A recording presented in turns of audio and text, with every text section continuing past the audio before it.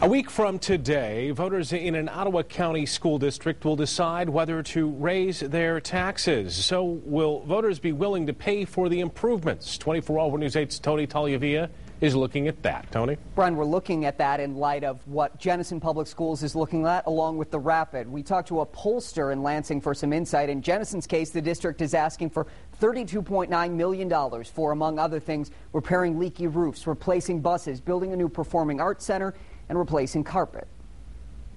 We have to duct tape our carpet. Some Jenison High School teachers tell us they often buy the tape out of their own pocket, trying on occasion to pick a matching shade. Then there are the buckets to catch roof leaks. The flooding and stuff like that, I mean, that's even more important than the carpeting. Staff told us this one was put in recently in Jenison High's auditorium. The principal at Bursley Elementary can point out leaky spots in her roof, too. Superintendent Tom Tenbrink says the roofs are years past their scheduled life, and the district's bond proposal calls for about $8.5 million to be spent on both carpet and roofs. Tenbrink says the district doesn't have the general budget dollars to fix the problems because it's cut $9.3 million from the budget in the last 7 years. We continue to choose to keep programming for kids and not deal with the infrastructure needs of our district.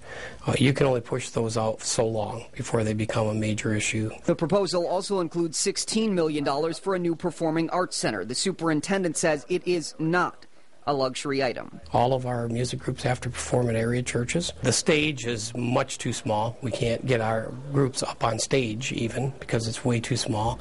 The seating is not adequate for the number of people that come to our concerts. Technology is another element, $5 million. A committee will decide exactly how that money is spent if the bond passes.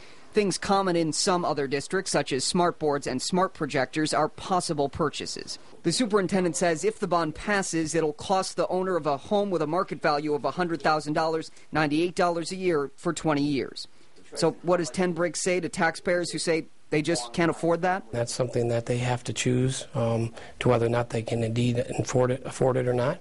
Sometimes it's priorities. And it's priorities of when you think about it, basically it comes down to a cup of coffee, a week. When you break it right down.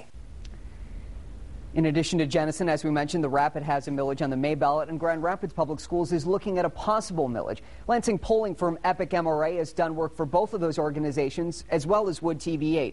A pollster there tells us voters make their decisions largely on the specifics of proposals, but he says the condition of the economy matters, and he says he sees West Michigan's economy improving faster than the rest of the states.